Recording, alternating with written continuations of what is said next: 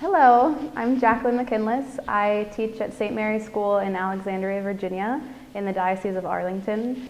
I was lucky enough to go on a pilgrimage to the Holy Land with the Franciscans, and it was really a life-changing experience to be able to walk in the footsteps of Jesus in Bethlehem and Galilee and Nazareth and Jerusalem. I, the whole time, was thinking about my students and wanted to come up with a way to integrate my experience into my classroom, and that kind of turned into this project, which is creating a curriculum that teachers can use to help their students learn about the Holy Land.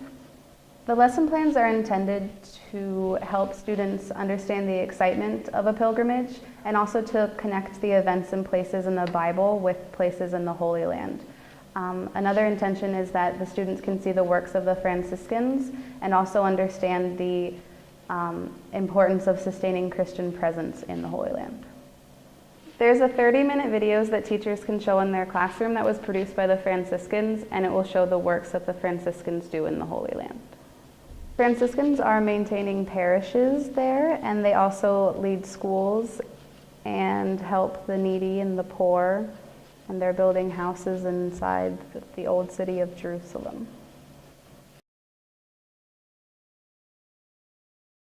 Perfect way to use the lesson plan would be to use it in a week, and probably 30-minute plans for 5 days would be the best way to use it. But again, you can kind of pick and choose what you want to use in your classroom specifically and work with that. I think the best time to use it in the classroom is just before Holy Week or during Holy Week as activities for your students to do to kind of connect closer with what happened in Jerusalem. On myfranciscan.org, there are instructions, and the video is on there as well. So teachers can just play the video and they can download all of the lesson plans, and every lesson plan has instructions that goes along with it. It has the copies that you'll need to make for your students, and all you do is print them out and hand everything out, and you can really just stand up at a podium and read from the lesson plan that was created for you. So it's very easy to integrate into your classroom. At the end of using this lesson plan, students will feel a closer connection to what happened, and will have a better connection to the Holy Land.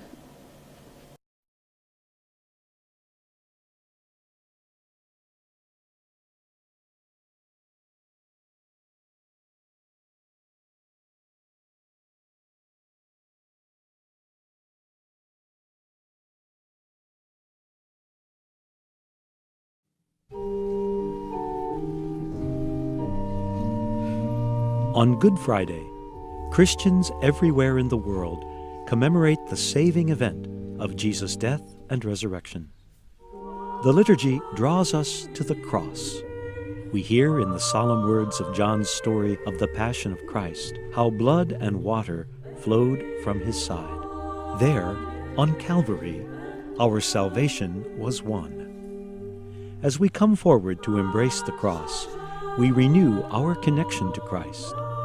The liturgy and customs of Good Friday, celebrated around the world, offer Christians a way to commemorate Jesus' great gift of sacrificial love on the cross.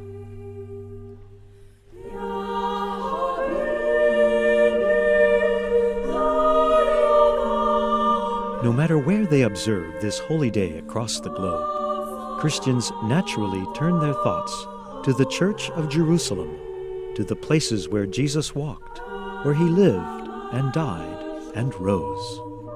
Each year, thousands come as pilgrims to walk with Jesus on the way of the cross. Not only for the pilgrim, but for all those across the globe who pray at this time, the Holy Land becomes a tangible connection to who we are as Christians. As his disciples, we too are called to take up our cross and follow Jesus. The Franciscans, since the time of St. Francis, have been preserving Christianity's holiest shrines, welcoming pilgrims, assisting the poor, and leading parishes and schools. Popes through the centuries have endorsed or promoted the worldwide pontifical Good Friday collection. They understand the connection between the holy places and our Christian identity. Visiting the Church of the Holy Sepulchre in 2009, Pope Benedict XVI said, "This holy place, where God's power was revealed in weakness and human sufferings were transfigured by divine glory, invites us to look once again with the eyes of faith upon the face of the crucified and risen Lord. Contemplating his glorified flesh, completely transfigured by the Spirit, may we come to realize more fully that even now, through baptism, we bear in our bodies the death of Jesus, that the life of Jesus may be manifested in our own mortal flesh." At the Church of the Holy Sepulchre in Jerusalem, the Church of the Nativity in Bethlehem, and at many other shrines throughout the Holy Land and beyond, the Franciscan friars offer presence, care, and service to pilgrims. They walk with them on the way of the cross and help pilgrims to connect their own story to the story of Jesus. We are in this ancient synagogue, but not from the time of Jesus. Again, about 350 years after Jesus. The synagogue at the time that Jesus was on this site, but it was much smaller, less than the area of the inside there. What I want to share with you here is a sermon that Jesus gave in this very place. It talks about the Eucharist. Jesus promises the Eucharist at this place. He institutes the Eucharist later in Jerusalem, but he promises the Eucharist here. So this shrine is known as the Shrine of the Promise of the Eucharist. And so I want to share with you the words that Jesus spoke right here that help us to understand the Eucharist and help us to understand why Catholics believe what they believe about the Eucharist. The Gospel starts off by telling us that when they see that Jesus had left the place where he'd fed them, they followed him back here to Capharnaum. And they followed him not because he had the words of eternal life, they followed him because they got free food. Jesus answered, "Your ancestors ate manna bread in the desert, but they died. But now here is bread that truly comes down from heaven. Anyone eating this bread will not die forever. I am bread, living bread, who came down from heaven. Anyone who eats this bread will live and forever." So you can see from this sermon that Jesus spoke in this very place why this shrine is called the Shrine of the Promise of the Eucharist. Jesus here first teaches his disciples about the Eucharist. He does so in very clear and actually in very graphic way. Eat my flesh and drink my blood. It's unequivocal. And this, of course, is the basis of our Catholic belief in the real presence of Jesus in the Eucharist. From each experience in the holy places, pilgrims link the gospel stories to their own spiritual journey. If you come as a pilgrim, if you are moved by faith to make this trip, you will receive something far greater than if you're coming to look at sights. Viewing the sights has no real meaning or depth unless you have faith that comes from within, that can connect with what has happened here long, long ago, to make it real, to make it present in this day, knowing that Christ still lives. It's a marvelous thing. That's why we visit. That's why we have holy places. They're holy because the reality is not yet completely gone. Well, my favorite moment was when we were at the Holy Sepulchre, and when we touched the tomb of Jesus Christ. I cannot describe in words what I felt, and it's beyond. When I studied, I went to CCD, and I grew up as a Catholic, but everything was in the Bible, so it was abstract. When you come here, you're actually going to the places and reliving some of the events, and I truly enjoyed being with the people because the people had so much heart, and you see how they feel, and you become more of a religious person and who you want to be than if you had never come. The best moment for me is actually today at the Sea of Galilee when we were having a boat trip out there on the sea. The gospel that was read to us was actually happening because of the wave and of the sea, and the sky was wonderful. In the Garden of Gethsemane, we couldn't go into the large chapel. The rock was in the chapel, much larger than I thought. We were able to touch that rock, but not to stay. So we were allowed outside in the garden with stone benches and the stars and the dog barking. I'll never forget the dogs barking and Father reading the gospel of Jesus' suffering and agony in the garden. And I felt My heart literally burst with belief and understanding. Even though we weren't in the chapel, it was better. It was better.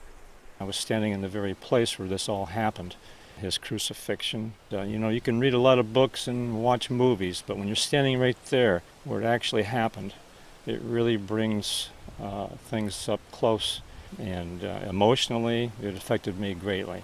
As a child, we learned the stories of the New Testament, but to come here and really experience where the events actually took place is just, I don't know, it's just great. And it's exciting, and it certainly made my faith more vivid and made more of an impression on me.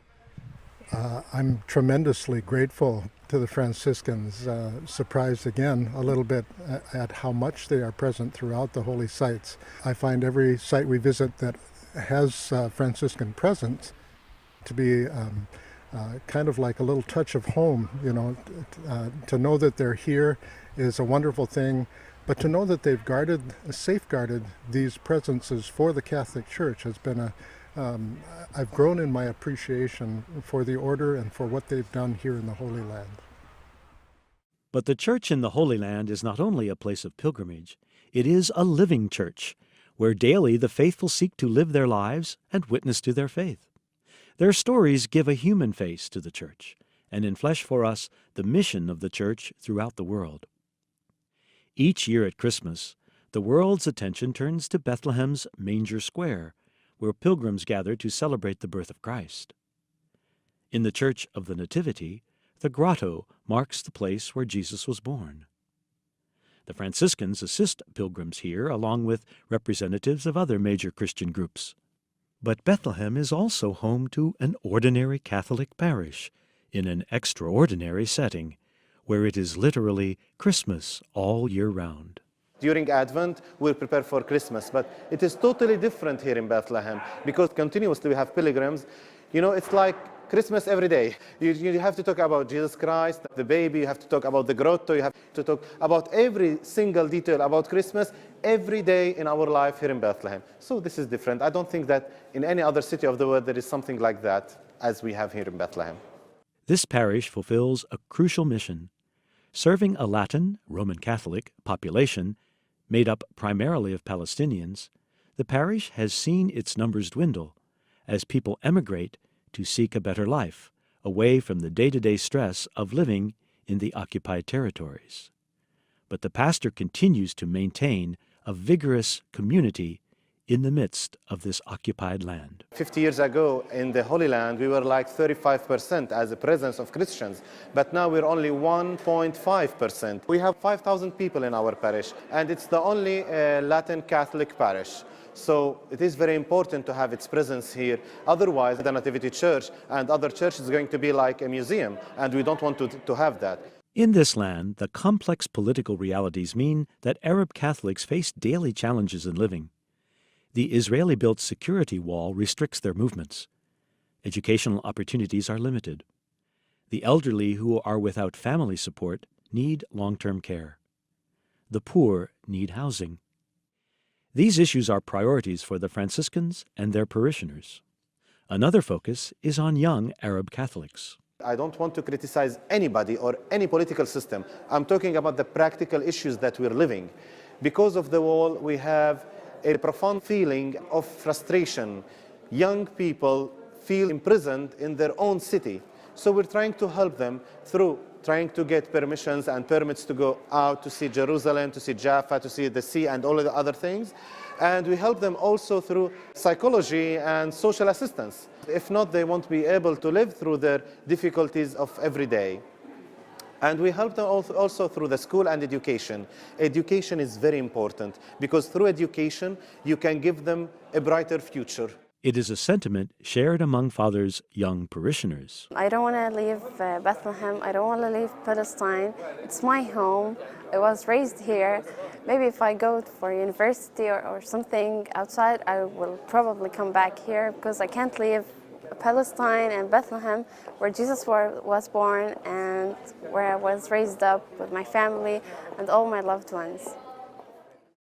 In this work, the Franciscans depend on the support of generous friends around the world, especially through the annual Good Friday collection. If you look through the Bible, you can see that even St. Paul asked the other Christians to help Jerusalem and to help the people of the Holy Land. The Good Friday collection is helping Bethlehem in a special way. We depend on that to continue helping poor people. So we're still doing the thing that St. Paul did 2,000 years ago. We spread the good news of our Lord Jesus Christ, and we help the poor of the Holy Land. In this land, Palestinian Christians live side by side with their Muslim neighbors as well. In the city of Jericho, where Christians are a minority, the Franciscans open the doors of a unique school to all who want to build a future together. When Franciscans arrived here and began their continuous presence here from the 1925, they were asking themselves how they could be light and salt and how they could serve the people of Jericho. Here in Jericho, for all the Palestinian territories, there is the highest percentage of persons who cannot read and write. They opened the school in 1950 with 100 students. Now we have 460, and we hope with the new structure to welcome 850 students. We are really offering the highest level of education here in Jericho. It is really amazing to see how Terra Santa School prepared the past and present of Jericho. The majority of the responsible people now in all the fields are from our ex-students. The governor, for example, with his children, and also the director of education is from our ex-students. So we have a beautiful influence on the life, economical, but also political and social life here in Jericho. And as we prepared for the past and present, we are continuing also to prepare the future. Terra Santa School's focus on the individual student is important to the families of Jericho, according to Mr. Farid, a longtime teacher of mathematics. I have been teaching math about 17 years. Terra Santa is important for the Jericho society because it's the only private school here. Families send their children to our school because they know that there is special treatment for their kids inside this school. We have less numbers of students in the classes. The teachers are treating their kids very well, and there is a system to concentrate on the kids, each kid's alone. And the kids are very happy to come here because of the learning, the teaching, and the other activities inside this school. We have persons from both the religions, Muslims and Christians, and also our professors. We have Muslims and Christians. We are very happy to have Muslims, Christians in the same school. By the way, I'm a Muslim teacher. I'm not a Christian, and I was a student in this school. We have religion classes, 4 classes a week, and we are teaching Muslim religion for the Muslims and Christian religion to Christians. It is one of our goals through the school to encourage and teach people to live together. Accepting the different is always a challenge for Muslims, sometimes also for Jews, and sometimes also for Christians. So to teach how to respect the different religion or a way of thinking of another political point of view is always for us a mission. We are not only focusing on the mutual understanding between Muslims and Christians, but also with Jews. We are trying step by step to open the heart of everyone with the knowledge, to begin with the knowledge of the language, the knowledge of the culture, the knowledge of the history, to arrive in the end to a peaceful living together. The shared educational experience between the two faiths is one which the students both appreciate and build upon. My name is Boulos Joaquin. What grade are you in? I'm in the 9th grade. The 9th grade, okay. So have you gone to Terra Santa School for all the time in your school? Yeah. You are a Christian student here, yeah. Yes? Okay. But many of the students here are also Muslims, right? Yeah. Can you tell me a little bit about what it is like going to a school, a Catholic school that has both Christians and Muslims? It's a very nice thing because when I study with Muslim children, I can know more about Islam, and the conversation between me and the children in the school is very good. Let the people know about our religion and let them tell us about their. Because when we know everything about another religion and another enemy and another thing, we can have a good relationship with them and not be like fighters. I have a good education here because all of the people here know that Terra Santa School is the best school in all of Jericho. The worldwide Good Friday collection, among other means of support, helps Father Ibrahim meet the challenge of operating Terra Santa School and providing, in the very near future, a brand new expanded facility, fulfilling the dream of the Franciscans and their neighbors in Jericho for more than a half-century. We can ask only from a student to pay around $350 a year, but it could not cover more than 35 or 30% of the needs. So for us, really, it is a challenge, and we are trying always with many sacrifices to cover the other part, only to procure this highest level of education. We depend on what the pilgrims, benefactors, and persons of goodwill are giving every day for us here in Jericho. Now, I don't have all the things that I can use to continue my teaching for the children. I need a big space. I need some sources for me, like a projector, like laptops. I think in the new school that we are building, it will be very good for us. We are expecting now from the new structure to have many places, not only beautiful and large classes, but also laboratories, and also classes for computers, and also a beautiful library. So for all the people of Jericho, as the governor himself said, and also the director of the education in Jericho, that it was their dream when they were children to have a new structure with all a student could need. So really, we are now seeing the fulfillment with this new building, the fulfillment of the dream of all the people here in Jericho. I think the people in Jericho are very grateful to people help them, because we are, until now, we are under occupation, and we hope for a star, a light from the sky, to feel that we are like others. We have our schools, we have our teaching, and we hope we will have freedom. Our weapons now is learning, so as to be a civilized people, to face the world, to have a new generation, love, peace, and continue their life. St. Francis began his ministry rebuilding churches with the stones of his land. Here in the Holy Land, the Franciscans are using the ancient stones of Jerusalem to build homes for Christians in the Old City. We are in the Old City, the Christian Quarter. We are close to the Holy Sepulchre Church, which is 60 meters from here. We are in very old building, more than 800 to 900 years old, as the archaeology told us. See these stones? It's very old stones, Byzantine time. We keep the antique stones, the old stones, which is more than 800 to 900 years. It was covered by plaster, paint. Now we are cleaning the stones, that when you come to the house, you see how old this house is. As you see, it's not a small house, around 100 meters square, and we are doing the work for a lot of reasons. First of all, the family which they are going to live here, father, mother, and 4 kids, they used to be living with rain from the ceiling, drainage problems, sewage problems.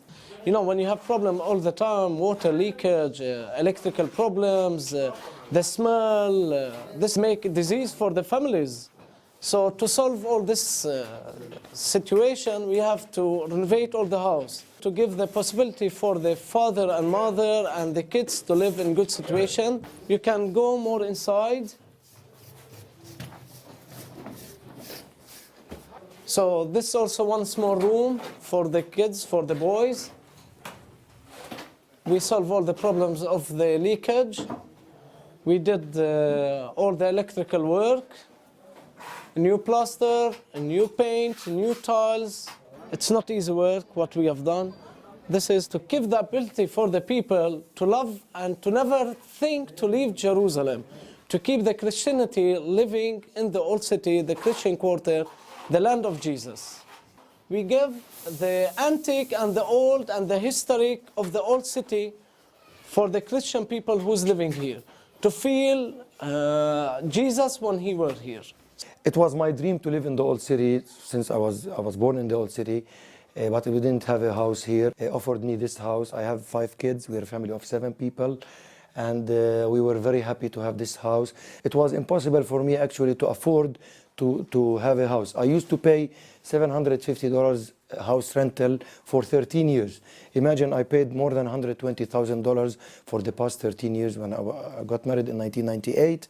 And it's only after 8 or 9 months of having this house, they decided to renovate the house. So they took me out of the house in 2 months, and to be honest with you, I was afraid at the beginning that I will be out of my house for more than 2 months.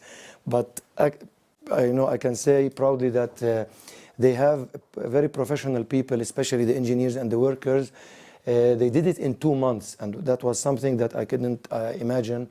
And you can see it's a masterpiece, the original Jerusalem stone. That is really very nice and very beautiful. Honestly, I say that by this work, by these projects, they are sustaining Christians in the Holy Land. That's the main point. We need to have our Christian community stay and not emigrate. We're facing a mass immigration of Christians, and the only, I can say I'm proud of this, the only church that is sustaining Christians in the Holy Land is the Catholic Church. They recently added 62 to 72 housing units in Mount of Olives, and here we're around 30 families that were added to the old city of Jerusalem. Without the Franciscans and the Catholic Church and the custody of the Holy Land offering me this house, I couldn't come back to the old city and live here and enjoy the privilege of being close to the main churches of Jerusalem, which is something very good for a religious family of 7 people to be very close to schools, churches, and the center of life of Jerusalem. The special mission to be present and to care for and serve this living church in the Holy Land is one which the Holy Father has recommended to the whole world. This Good Friday, join your fellow parishioners as you pray the liturgy of this holy day. As you walk in solidarity with your brothers and sisters around the world, with pilgrims to the holy places, and with the Church which lives at the roots of our faith, the Franciscans invite you to join them in the work of presence, of caring, of serving. By giving to the Pontifical Good Friday Collection, you will be helping our brothers and sisters in the Holy Land. Thanks for your generosity.